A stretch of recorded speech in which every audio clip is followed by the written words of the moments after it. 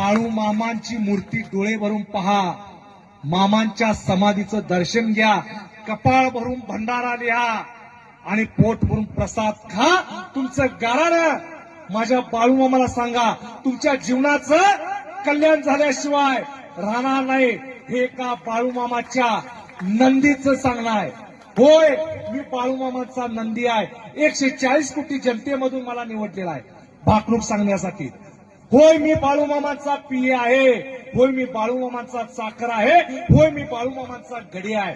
त्यांच्या दरबारात वर्षातून एकदा माझी 3 तासाची सेवा असते. महाराज, जगाचं भाकीत सांगितलं जातं, 140 कोटी जनतेतून मला बाळू मामांनी निवडलेलं आहे.